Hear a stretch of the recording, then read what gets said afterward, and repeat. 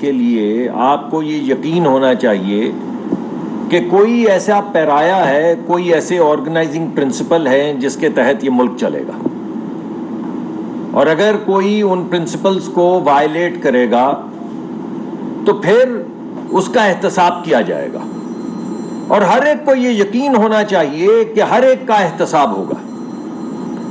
تو پریشانی ہوتی ہے، ہر ہفتے آپ کے سامنے حاضر ہو جاتے ہیں ایک نیا المیہ لے کر۔ یعنی کتنی عجیب بات ہے کہ ایک صاحب ہیں عمران خان صاحب، جنہوں نے 190 ملین پاؤنڈ یعنی $250 ملین کی کرپشن کی ہے۔ اور یہ میں آپ کو بتا دوں تاکہ آپ کو سمجھ آ جائے کہ میں کیا کہہ رہا ہوں، کہ پورا IMF کا پروگرام جو ہے وہ $1 ارب کا ہے، یعنی $1000 ملین کا پورا IMF کا پروگرام ہے، اور ایک شخص نے اپنا قلم استعمال کرتے ہوئے 190 ملین پاؤنڈ یعنی $250 ملین کی کرپشن کی۔ اور کرپشن کیا کی؟ انگلستان کے اندر ایک قانون ہے جس کو کہتے ہیں اکنامک کرائمز ایکٹ۔ اس کے تحت اگر کالا دھن پکڑا جائے، چوری کا پیسہ پکڑا جائے، ایسا پیسہ جس کا آپ حساب نہ دے سکیں کہ یہ پیسہ کہاں سے آیا ہے، اگر وہ پکڑا جائے تو اس کو سیز کر لیتے ہیں، حکومت لے لیتی ہے۔ اور کیونکہ وہ چوری کا پیسہ ہے، اس وجہ سے وہ پیسہ اس حکومت کو واپس کیا جاتا ہے جہاں سے چوری کر کے وہ پیسہ لایا گیا ہو۔ تو انگلستان میں اس قانون کے تحت ملک ریاض صاحب جو بحریہ ٹاؤن ہے جن کا، ان کے خاندان کے $250 ملین یعنی 190 ملین پاؤنڈ یعنی 1/4 وہ پیسہ جو IMF جس کے لیے ہم سٹرگل کر رہے ہیں، وہاں پہ اکنامک کرائمز ایکٹ میں پکڑا گیا۔ اب قانون انگلستان کا یہ کہتا ہے کہ یہ پیسہ پاکستان کے ایکسچیکر میں، پاکستان کے خزانے میں جمع کروایا جائے تاکہ اس کے ذریعے سکول بنے، اس کے ذریعے ہسپتال بنے، اس کے ذریعے سڑکیں بنے، اس کے ذریعے غریب لوگوں کو روزگار ملے۔ یہ انگلستان کا قانون کہتا ہے۔ تو پاکستان کی سرکار اور پاکستان کی سرکار اعلیٰ یعنی عمران خان صاحب نے یہ فیصلہ کیا کہ بھائی ہمارے اتنے پرانے دوست ہیں ملک ریاض صاحب، اب یہ کیا اندھیر نگری ہے کہ اگر سب کا پیسہ واپس ہو اور سرکاری خزانے میں آئے تو ان کا بھی آ جائے۔ تو انہوں نے فیصلہ یہ کیا کہ یہ پیسہ سرکاری خزانے میں نہیں آئے گا، یہ پیسہ ملک ریاض صاحب کے اکاؤنٹ میں واپس جمع کروایا جائے گا۔ اور کتنی عجیب بات ہے کہ صادق بھی ہیں، امین بھی ہیں، ریاست مدینہ کے والی بھی ہیں، وارث بھی ہیں، لیکن جب عوام کے سامنے آتے ہیں تو یہ کہتے ہیں کہ میں نے تو وہ پیسے جمع کروا دیے سپریم کورٹ میں۔ ارے بھائی، آپ نے وہ پیسے ملک ریاض کا جو اکاؤنٹ سپریم کورٹ میں کھلا ہوا ہے اس میں جمع کروائے، غریبوں کے حق پہ ڈاکہ مارا، جن لوگوں کو 2 وقت کی روٹی نہیں مل رہی ان کے حق پہ ڈاکہ مارا، اور ایک سیٹھ کو، سرمایہ دار کو، ملک ریاض صاحب کو آپ نے $250 ملین کا تحفہ دے دیا، اور آپ وہی معصوم سی شکل بنا کے لوگوں کے سامنے پیش آپ نے کر دیا کہ ہیں وہ تو میں نے تو یہ نہیں کیا۔ اور چلیے، یہ تو جو کرپشن ہوئی سو ہوئی۔ نہ صرف کرپشن کی بلکہ اس سے کچھ مہینے پہلے یا کچھ مہینے بعد، یعنی یہ بھی انہوں نے تکرار شروع کیا کہ میں نے کچھ مہینے بعد نہیں، میں نے تو 2-3 مہینے پہلے ہی اس سے زمین لے لی ہوئی تھی۔ ملک ریاض صاحب سے انہوں نے 400 کنال زمین جو ہے وہ اپنی اور اپنی بیگم صاحب کے نام ایک جو ٹرسٹ تھا اس میں زمین لے لی ان سے۔ آپ مجھے یہ بتائیے، میرے پاس ایک چھوٹی سی نوکری ہے جو آپ ہی لوگوں نے دی ہوئی ہے، اگر میں آج کسی کو $250 ملین کا فائدہ دوں، کسی پیٹرولیم کے اندر کسی ایکسپلوریشن میں $250 ملین کا فائدہ دوں، اور اس کے بعد آپ کو پتا چلے کہ میں نے 400 کنال زمین یا 200 کنال زمین اس سے بنی گالا میں لے لی ہے، تو آپ کیا کہیں گے؟ اور میں کہوں کہ وہ تو میری اور میری بیگم صاحبہ کا ٹرسٹ ہے بھائی، تو کیا فرق پڑتا ہے؟ اگر میں نے لے لی تو مانیں گے یہ بات، عوام مانے گی یہ بات۔ تو بات یہ ہے کہ چلیے عوام تو مانے گی یا نہیں مانے گی، یہ عوام کا فیصلہ ہے، لیکن بقول ایک جج کے کہ ججوں کو ایسا نہیں دکھنا چاہیے کہ وہ جبہ پہنے ہوئے سیاستدان ہوں، یہ میں نہیں کہہ رہا ہوں، یہ سپریم کورٹ کے ایک جج نے کہا کہ، اور انہی فیصلوں کے یہ جو ضمانتیں ہو رہی ہیں عمران خان صاحب کی، اس حوالے سے کہا کہ ججوں کو ایسا نہیں دکھنا چاہیے کہ وہ جبہ پہنے ہوئے سیاستدان ہیں، ججوں کو ایسی چیزیں نہیں کرنی چاہیے جو ان کی جورسڈکشن میں نہ ہو، اور اگر وہ کچھ ایسا کریں تو یہ ایسا ہی ہے جیسا وہ اپنے اوتھ کو پامال کر رہے ہیں، یعنی آئین کے تحت جو انہوں نے اوتھ لیا ہے اس کو پامال کر رہے ہیں، یہ بھی سپریم کورٹ کے جج نے کہا ہے۔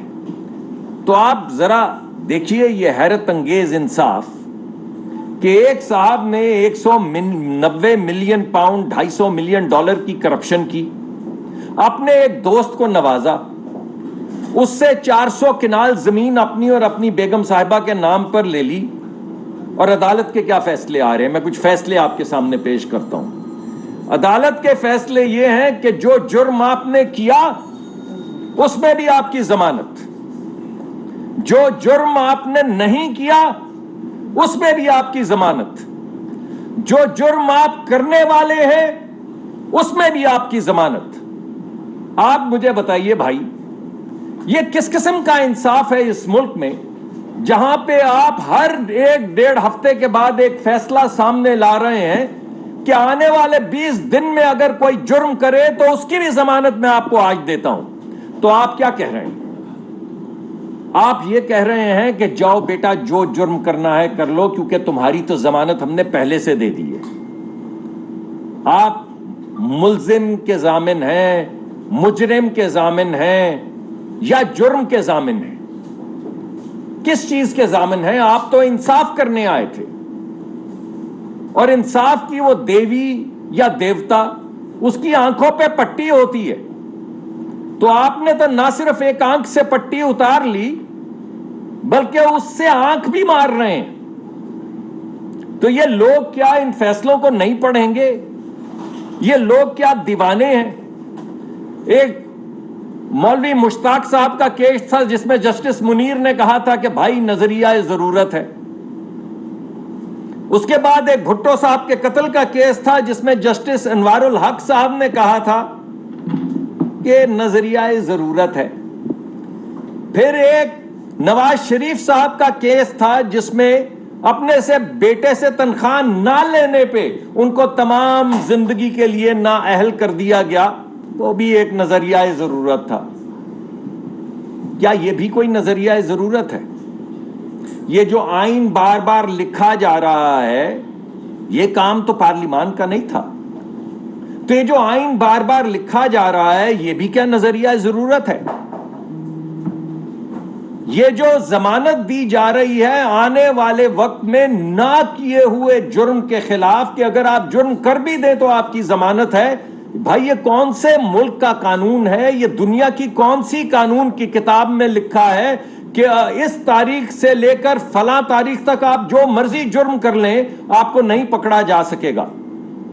تو میں آپ سے پوچھتا ہوں اور آپ سے پوچھتا ہوں کہ پھر آگے کیوں نہ لگیں؟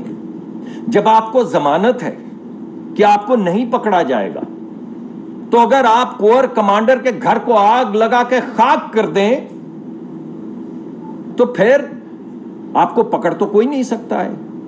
آپ کی تو ضمانت ہے، آنے والے وقت میں بھی ضمانت ہے، ہونے والے جرم کی بھی ضمانت ہے، تو پھر جرم کیوں نہیں ہوگا؟ پھر ریڈیو پاکستان کی عمارت کیوں نہیں جلے گی؟ پھر جی ایچ کیو کے اوپر حملہ کیوں نہیں ہوگا؟ پھر عسکری ٹاور کو آگ کیوں نہیں لگائی جائے گی؟ اور یہ یاد رکھیں کہ یہ آگ صرف فوج کی تنصیبات تک نہیں رہے گی لمیٹڈ، یہ آگ آپ کے گھر بھی آئے گی. اگر فیصلے یہ کیے جا رہے ہیں کہ آپ جو بھی جرم کر لیں آپ کو ضمانت دی جاتی ہے، تو اگر آپ کی گاڑی کو آگ لگائی جائے گی یا آپ کے گھر میں بلوائی آئیں گے تو انہیں کون روکے گا؟ مگر اس سے بڑا سوال یہ ہے کہ وہ کیوں رکیں گے جب یہاں پہ ایک نیا عدالتی نظام اور نئی طرح کے فیصلے سامنے آ رہے ہیں جن میں کہا جا رہا ہے کہ تم جو مرضی جرم کر لو، اب سے لے کر اگلے 3 مہینے تک تمہیں کوئی نہیں پکڑ سکتا، تمہاری ضمانت ہے. تو کاہے کی حکومت؟ کاہے کی حکومت جو پکڑ ہی نہیں سکتی جرم کرنے والے کو؟ کاہے کا آئین جس میں لکھا گیا ہے کہ جرم کرنے والے کو پکڑا جائے گا؟ اور کاہے کا قانون؟ تو جس ملک میں نہ آئین رہے، نہ قانون رہے، نہ ریٹ آف دا اسٹیٹ رہے کہ وہ مجرم کو یا ملزم کو پکڑ سکے، وہاں پہ غدر نہیں ہوگا تو کیا ہوگا؟ اور اس غدر کو اگر آج نہیں روکا گیا تو یہ غدر یہاں سے نکلے گا اور آپ کے گھر بھی بھسم کر دے گا.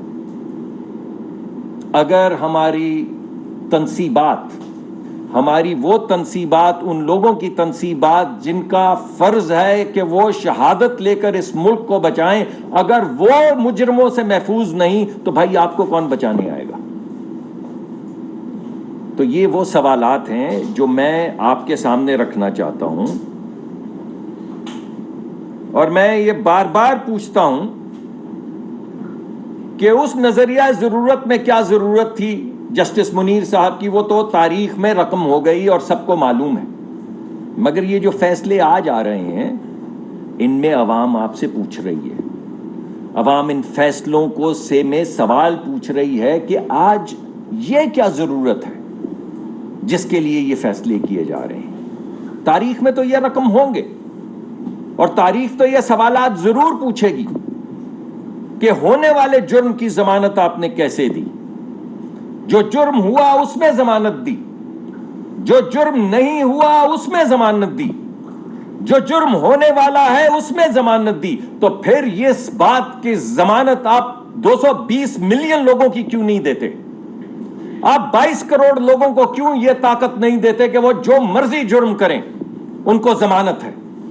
وہ جہاں مرضی آگ لگائیں، وہ جس کا مرضی گھر بھسم کریں، وہ جس کے مرضی گریبان پہ ہاتھ ڈالیں، وہ جتنی مرضی بسیں جلا دیں، سڑکوں کے اوپر ادھم مچائیں، سرکاری املاک تباہ کر دیں. پھر اگر یہ حق صرف ایک جتھے کو حاصل ہے تو پھر یہ 22 کروڑ لوگوں کو یہی حق کیوں حاصل نہیں ہے؟ یہ کیا ہے کہ ایک غریب آدمی تو عدالت میں پیش ہوتا ہے اور جیب کاٹنے پہ اس کی ضمانت نہیں ہوتی، اور یہاں پہ سارا ملک جل کے بھسم ہو گیا. یہاں پہ $250 ملین کی کرپشن ہوئی، وزیر اعظم کے حکم پہ ہوئی.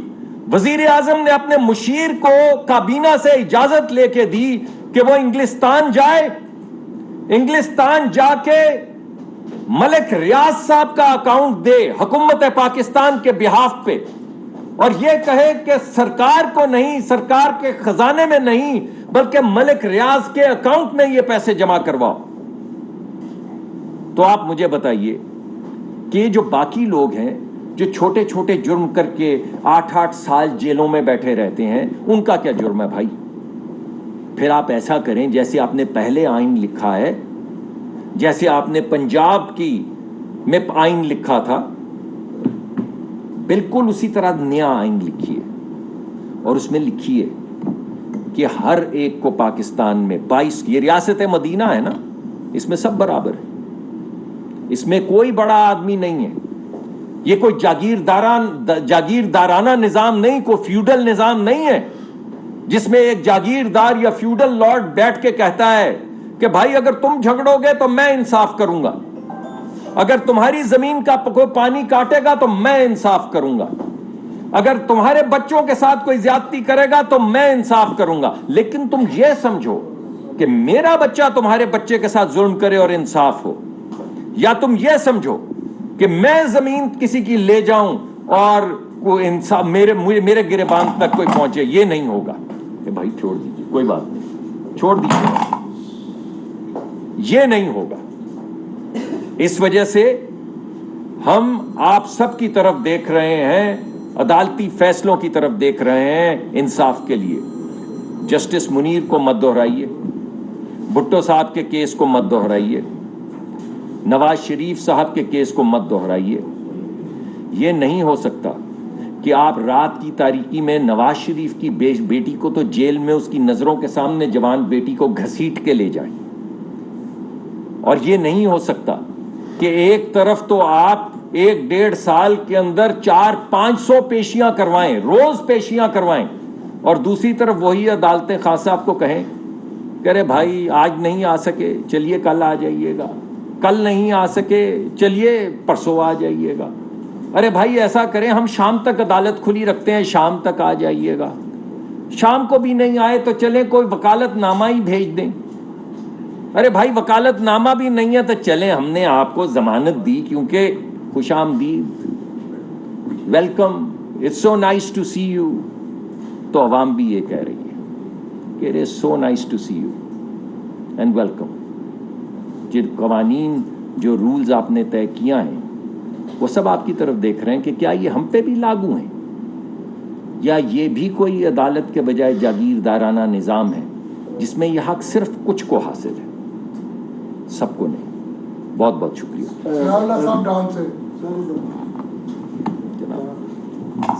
جواب جلدی آتی ہے ملک میں ملٹری اور اسپیشل کورٹس بنتی ہے, اور جب آپ چلے جاتے ہیں تو پھر آپ کورٹ آپ کا کچھ اور موقف ہوتا ہے. آج آپ کا کیا موقف ہے اس حوالے سے؟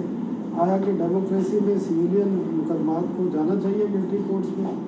دیکھیں میں تو یہ سمجھتا ہوں کہ یہ بڑی سینسیٹیو چیزیں ہیں, ان پہ آئین اور قانون کے مطابق ہونا چاہیے جو بھی کچھ ہو. اگر آپ جا کے کسی جگہ پہ GHQ پہ حملہ آور ہو رہے ہیں اور اگر آپ جا کے کور کمانڈر کے گھر کو آگ لگا رہے ہیں تو جو بھی قانون لاگو ہوتا ہے, جس عدالت کے تحت بھی قانون لاگو ہوتا ہے, آپ کے اوپر وہ مقدمہ چلنا چاہیے.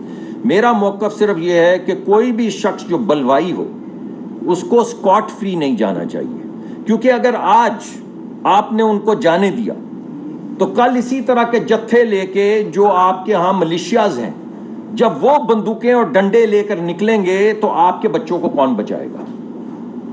آپ تو آج نکلے ہیں نا, آپ تو بظاہر انگریزی میڈیم لوگ جو نظر آ رہے ہیں وہ نکلے ہیں. جب آپ نے یہ کہہ دیا کہ لوگوں کو حق ہے کہ جا کے جلا دو, لوگوں کو حق ہے کہ جا کے قبضہ کر لو GHQ کے اوپر جہاں پہ آپ کا chief of the army staff بیٹھتا ہے, تو میں آپ کو یہ پوچھتا ہوں کہ کل جب یہ جتھے جن کے پاس دہشت گردی کا بھی سامان ہے, جن کے پاس بارودی سرنگیں بھی ہیں, جب یہ بندوقیں اور ڈنڈے لے کر نکلیں گے تو آپ کے بچوں کو کون بچائے گا؟ اس وجہ سے اس آئین کے مطابق, اس قانون کے مطابق, عدالتی نظام کے مطابق, جس عدالت میں جو قانون لاگو ہوتا ہے اس کے مطابق انصاف ہونا چاہیے, مگر ریٹریبیوشن ہونی چاہیے اور انصاف ہونا چاہیے. ملک صاحب, جب بیٹے سے تنخواہ لینے پہ نہل کیا گیا تھا اس وقت حکومت کس کی تھی؟ فیصلہ کون کروا رہا تھا؟ جب ذوالفقار بھٹو کو پھانسی دی گئی حکومت کس کی تھی؟ فیصلہ کون کروا رہا تھا؟ لیکن کل جو خواجہ آصف نے کہا ہے پروگرام میں ماغر صاحب کے کہ نواز شریف کو اسٹیبلشمنٹ نے باہر بھیجا, اسٹیبلشمنٹ نے عدالتوں سے ان کو ریلیف دلایا, کیا کہیں گے اس وقت اسٹیبلشمنٹ کروا رہی ہے یا عدالتیں خود ہی کی جا رہی ہیں؟ دیکھیں میں تو سوال پوچھ رہا ہوں فیصلوں کے اوپر, کون کروا رہا ہے وہ تو تاریخ اس کو رقم کر دے گی اور اسے اپنے اور اس کی آنے والی نسلوں کو اس کا حساب دینا ہوگا.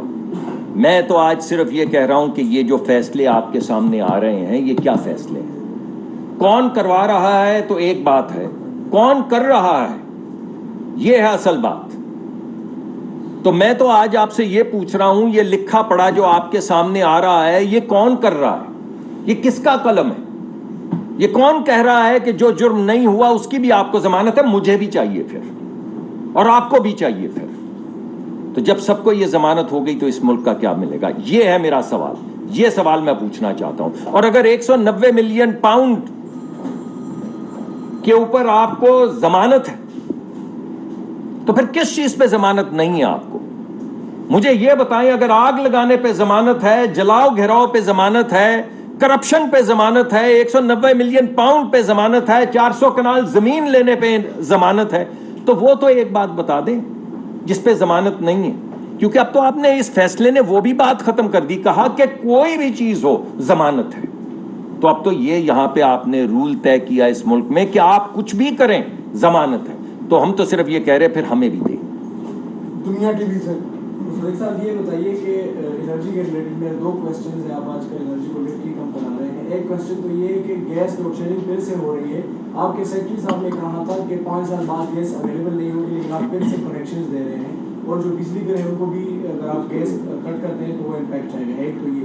دوسرا یہ, جب آپ لوگ آئے تھے تو اس وقت پیٹرول کی قیمت کچھ اور تھی, آج بھی منڈیوں میں بھی $110-115 فی بیرل تھا. آج کل 75 اور 76 پر چل رہا ہے اور قیمتوں میں اضافہ ہے. تو کیا کہیں گے سوال صاحب, ٹھیک کرنے آئے تھے معاملہ؟ بھائی 2-3 چیزیں ہیں.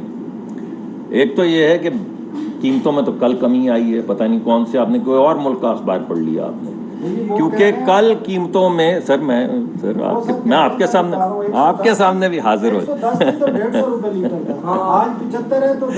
انہوں نے تو یہ نہیں کہا, یہ آپ کہہ رہے ہیں, لیکن نہیں کوئی بات نہیں, میں سمجھ, آپ مہربانی آپ کی, لیکن انہوں نے یہ نہیں کہا تھا. آپ نے کہا بڑا اچھا سوال ہے, لیکن مطلب یہی تھا. دیکھیں بات یہ کہ تیل کی قیمت جو ہے اس کا میں نے پہلے بھی کئی مرتبہ آپ کو بتایا, اس کا تعلق 2 چیزوں سے ہوتا ہے. بین الاقوامی سطح کے اوپر تیل کی کیا قیمت ہے, اور ہمارے روپے اور ڈالر کے درمیان میں کیا اس کا ریلیشن شپ ہے. ہم بین الاقوامی منڈیوں سے, جس پہ ہمارا کوئی زور نہیں, ڈالر میں تیل خریدتے ہیں, اور یہاں جب پیٹرول پمپ پہ بیچتے ہیں تو روپوں میں بیچتے ہیں, تو ہمیں بہت سے روپے مل جاتے ہیں. وہ روپے لے کے پھر ہمیں ڈالر خریدنا ہوتا ہے, جس کے ذریعے ہم تیل خریدتے ہیں بین الاقوامی منڈیوں سے. اس وجہ سے جب تیل کی قیمت میں کمی آتی ہے تو ہم بھی قیمت گھٹا دیتے ہیں, اور جب بین الاقوامی سطح پہ تیزی آتی ہے تو ہمیں بھی بڑھانی پڑتی ہے قیمت. ہماری حکومت کی حتی الامکان کوشش یہ ہوتی ہے کہ جب قیمت کم ہو رہی ہو تو زیادہ کم کریں, اور جب قیمت بڑھ رہی ہو تو کم بڑھائیں. یہ ہم ایک منترا لے کے چلتے ہیں, مگر بین الاقوامی سطح پہ جب قیمتیں بڑھتی ہیں تو ہمیں بھی بڑھانی پڑتی ہیں. دوسری بات جو ہے وہ یہ ہے کہ ہم نے کوئی گیس کا کنیکشن نہیں دیا. مجھے نہیں معلوم آپ نے کہاں سے یہ خبر سنی ہے, لیکن میں آپ کو یہ بتا رہا ہوں کہ ابھی تک کوئی گیس کا کنیکشن نہیں دیا گیا, کوئی گیس کے کنیکشن کھولنے کی اسکیم سامنے نہیں آئی. تو ہو سکتا ہے یہ کوئی افواہ وغیرہ ہو جو آپ کے سامنے آئی ہو, مگر میں اس کی تردید کرتا ہوں کہ ایسی کوئی چیز سامنے نہیں آئی. تیسری بات یہ ہے کہ ہمارے گیس کے ذخائر تو کم ہو رہے ہیں, اور ہم کوشش کر رہے ہیں کہ ہم بین الاقوامی سطح پہ انٹر گورنمنٹل ایگریمنٹس کریں. آپ کے سامنے کتنا شور تھا, سب نے کہا کہ کچھ روس سے تیل ویل نہیں آ سکتا, یہ سب ہوا کی باتیں ہیں. تو بھائی آ گیا نا, شپ چل گیا نا. تو وہ تمام چیزیں جو تھی کہ ہم نے روس سے معاہدہ کرنا ہے تیل لانے کا, ہم نے بات کی ہے, ہم روس گئے, کسی نے بات نہیں کی ہوئی تھی. یہاں پہ روسی سفیر نے بھی کہہ دیا کوئی بات نہیں ہوئی, وہاں پہ روسی وزیر نے بھی کہہ دیا کوئی بات نہیں ہوئی. تو ہم نے 4 مہینے میں کانٹریکٹ کر لیا نا, تیل آ رہا ہے نا, اس کے ذریعے جو قیمت کم ہوگی اس سے عوام کو سہولت ملے گی نا. تو ہم تو اپنا کام کرتے چلے جا رہے ہیں. انشاءاللہ ہمارے پاس اور بھی منصوبے ہیں, بہت جلد میں آپ کے سامنے, کل ہی انشاءاللہ جو ہمارے بیٹ رپورٹر ہیں, کل یا پرسوں میں ان سب کو تکلیف دوں گا کہ وہ تشریف لائیں, اور میں ان کے سامنے نئی ریفائنری کی پالیسی جو اپروو کی ہے وہ رکھوں گا, اور اس کے ذریعے میں آپ کو بتاؤں گا کہ آنے والے وقت میں, یعنی آنے والے وقت کا مطلب کئی سال نہیں ہے, آنے والے کچھ مہینے میں انشاءاللہ کیسے ہم, جیسے ہم نے روس کی ڈیل کنکلوڈ کی ہے, بالکل اسی طرح انشاءاللہ 10 سے 14 ارب ڈالر کی, 10 سے 14 بلین ڈالر کی نئی ریفائنری کا منصوبہ جو ہے اسے ہم کنکلوڈ کریں گے. اس کے لیے پیکج ہم نے اپروو کروا لیا ہے, جس کی تفاصیل میں آپ کے سامنے لے کر آؤں گا. تو یہ 1 سال جو پچھلا گزرا ہے اس میں روس کا تیل بھی آ گیا, اس میں لوگوں کو بہت تکلیف ہوئی, مگر جس طرح پہلے غدر مچتا ہے ان سردیوں میں وہ غدر بھی نہیں مچا. ہم نے LPG بھی جو ہے وہ تقریباً 20,000 سے 30,000 ٹن اضافی LPG ہر مہینے سردیوں میں منگوائی, تاکہ بلیک نہ ہو LPG. جو بلیکی ہیں وہ پھر بھی ہاتھ مار جاتے ہیں. لیکن ہماری ہر سطح پہ، چاہے ایل پی جی ہو، چاہے وہ روس کا تیل ہو، چاہے وہ ریفائنری کا پروجیکٹ ہو، چاہے وہ ایک بین الاقوامی منصوبہ ہو جو بہت جلدی ہم آپ کے سامنے لائیں گے، کمپریہنسو انرجی سیکیورٹی کا ایک منصوبہ جو ایک ملک کے ساتھ ہم طے کر رہے ہیں، تو یہ تمام معاملات ہم حل کرتے جا رہے ہیں. پھر بھی مصیبتیں ہیں، اور آپ کے جو شکوے ہیں، گلے ہیں، وہ بالکل ٹھیک ہیں، برحق ہیں، لوگوں کو بہت تکلیف ہے. لیکن جیسے جیسے وقت گزر رہا ہے، چند دن میں میں آپ کے سامنے آؤں گا، ذرا یہ ماحول جو سیاسی ماحول ہے، یہ جو فیصلے ہو رہے ہیں، یہ ماحول بہتر ہو تو پھر میں آپ کو پوری 1 سال کی کارروائی آپ کے سامنے پیش کروں گا کہ ہم نے کیا کیا کیا. جی ایچ کیو اور کور کمانڈر ہاؤس یا جنا ہاؤس اور باقی جو توڑ پھوڑ ہوئی، اس کی اصل وجہ کیا ہے، اور ساتھ ساتھ عوام نے کیوں یہ قدم اٹھایا؟ تو یہ جو موجودہ حکومت مطلب مختلف جو پرچے درج ہو رہے ہیں، اس سے نفرت مزید نہیں بڑھے گی؟ تو چھوڑ دیتے ہیں، لگانے دیں آگ. آپ کے ہمارے گھر بھی آئیں گے تب بھی لگانے دیں آگ. کیا مسئلہ ہے؟ اگر نفرت بڑھتی ہے تو آپ کے گھر کو یا ہمارے گھر کو آگ لگانے سے نفرت نہیں بڑھے گی. تو اس وقت بھی منہ پھیر لیجیے گا، اس وقت بھی یہی کہیے گا کہ بھائی یہ جو سڑک کے اوپر، اگر سڑک کے اوپر کوئی بلوائی آ جائے تو ریاست کو چاہیے کہ نظریں پھیر لے کہ بھائی اس سے نفرت بڑھ جائے گی. کاہے کی نفرت بڑھ جائے گی؟ آپ لوگوں کے جان و مال کو آگ لگائیں گے، آپ لوگوں کی اور ریاست کی گاڑیاں جلائیں گے، اس سے نفرت پھیل جائے گی. تو نہیں پھیلتے. تو میرے بھائی، کوئی بھی دنیا کا ملک بتا دیں جہاں پہ یہ لاجک استعمال کیا جائے کہ وہ سڑک کے اوپر 150,000 10,000 لوگ لے کر آ گئے ہیں، اس وجہ سے ان کو قتل کرنے دو، ان کو آگ لگانے دو، ان کو بلوا کرنے دو، ان کو لوگوں کے جان و مال سے کھیلنے دو، ان کو ریاستی اداروں پہ حملہ کرنے دو، ان کو پاکستان ٹیلی ویژن پہ قبضہ کرنے دو، ان کو پارلیمان کے اندر گھس کے اس کی دیواریں توڑ کے اس پہ قبضہ کرنے دو، ان کو ریڈیو پاکستان پشاور جلانے دو. میں نے تو ایسا ملک نہیں دیکھا ہے جہاں پہ سوال یہ نہ پوچھا جائے کہ یہ جو قتل و غارت کر رہا ہے یہ کون ہے، یہ نہ پوچھا جائے کہ یہ فسادی کون ہے، اور یہ پوچھا جائے کہ اس کو کیوں پکڑ رہے ہو، اس سے نفرت بڑھ جائے گی. مجھے تو یہ بات سمجھ نہیں آتی. رحیم صاحب نیوز 1 سے. سر جی یہ بتائیے گا، بائک والے طبقے کو آپ نے جو ایک لارا لگایا تھا وہ کافی عرصے سے آپ کا ویٹ کر رہا ہے، تو اس کی پالیسی پر IMF کے بھی کان کھڑے ہوئے تھے، لیکن آپ اچانک سے بیک فٹ پہ چلے گئے. اس کی کیا وجہ ہے؟ اس کی دوسرا سوال سر یہ بتا دیں کہ جو روس سے تیل آ رہا ہے اس کی قیمت آج تک آپ نے ڈسکلوز وہ نہیں کر سکتے. میں بتا دیتا ہوں، دونوں سوالوں کا جواب دے دیتا ہوں. تو پہلے سوال کا جواب یہ ہے کہ کیونکہ اعتراض باقاعدہ طور پہ اٹھایا گیا اسکیم کے لیے، میں یہ سمجھتا ہوں کہ یہ ایک اچھی اسکیم ہے. میں یہ سمجھتا ہوں کہ اگر غریب آدمی کو امیر آدمی سے جو 2 کروڑ یا 10 کروڑ کی، کیونکہ ہمارے ملک میں منیمم گاڑی چل رہی ہے 30-40 لاکھ کی، زیادہ تر لوگ خرید رہے ہیں 1-1.25 کروڑ والی، اور بے شمار لوگ ہیں جو گھوم رہے ہیں 5-7-8 کروڑ کی گاڑی میں. تو جس کے پاس 5-7 کروڑ یا 1 کروڑ کی بھی گاڑی ہے، اگر وہ 150 روپے زیادہ پیٹرول کے دے دے اور غریب کے 150 روپے کم کر دیے جائیں جو موٹر سائیکل پہ خار ہو رہا ہے گرمی میں، تو کیا حرج ہے؟ مجھے تو یہ بات سمجھ آتی ہے.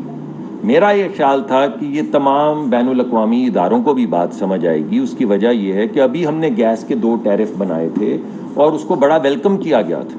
ہم نے امیر سے زیادہ پیسے لیے، غریب سے کم پیسے لیے، اور اس کو ویلکم کیا گیا. تو ہمیں یہ اعتماد تھا کہ اس اسکیم کو بھی ویلکم کیا جائے گا.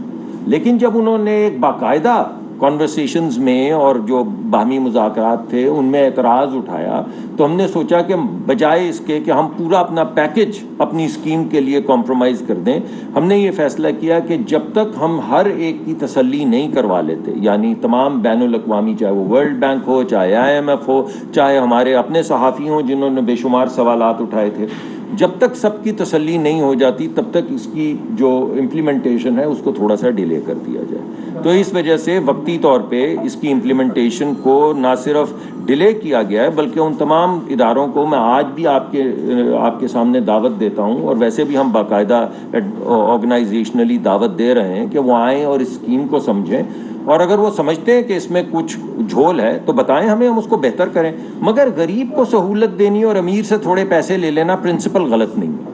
اسکیم کو بہتر کرنے کا طریقہ آپ کے پاس ہو تو ہم آپ سے بھی سیکھنے کے لیے تیار ہیں، اور اگر وہ کچھ اچھا طریقہ بتائیں تو وہ بھی سر آنکھ. رحیم صاحب سما سے. تیل کی कीमत? نہیں ہاں وہ میں نے آپ کو بتایا وہ ہم نہیں بتا سکتے. میں نے بین الاقوامی سطح پہ جا کے ابھی امریکہ کے اندر بھی 6 مختلف جو ان کی رائٹرز اور وال اسٹریٹ جرنل اور BBC اور ان تمام لوگوں کو میں نے انٹرویو دیا اور انہوں نے یہ سوال پوچھا اور میں نے بولا کہ نہیں ہم کنٹریکچولی وہ قیمت آپ کو نہیں بتا سکتے. ویسے بتا دیں ہمیں سہولت ملے گی جی وہ سگنیفیکنٹ سوال میرے 2 پولیٹیکل سوال ہیں کہ انرجی پہ تو ہوگی. جی آپ نے جو بات کی ابھی جو 9 مئی کا واقعہ ہے اس میں آپ نے نہیں دیکھا کہ ریاست آپ نے دیکھا ہے بلکہ ہم بھی دیکھا ریاست مکمل طور پر خاموش ہے. ریاست نے کہیں پہ ریئیکٹ کیا ہی نہیں ہے. اور اب دہشت گردی کے جو مقدمات بنائے جا رہے ہیں جو سویلین لوگ ہیں ان پہ آپ یہ نہیں سمجھتے کہ جمہوری جو سٹانس ہے اس وقت PDM کی جماعت ہے اس کو نقصان ہو رہا ہے. دوسرا چھوٹا سا سوال یہ ہے کہ جس وقت اس جماعت کو پروان چڑھایا جا رہا تھا پاکستان تحریک انصاف کو باقاعدہ طور پہ سوشل میڈیا پہ پلاننگ کی گئی اور اس میں جنرل پاشا کے بعد جنرل فیض حمید اور سٹنگ اس وقت جو آرمی چیف تھے انہوں نے ان کو پروموٹ کیا تو روٹ کاز جو ان کی طرف بھی نہیں جانا ان کے بعد کارروائی نہیں کی. دیکھیے میں تو آپ کو یہ کہوں گا کہ دہشت گردی کے لیے اس ملک میں ہماری زیرو ٹالرنس ہونی چاہیے.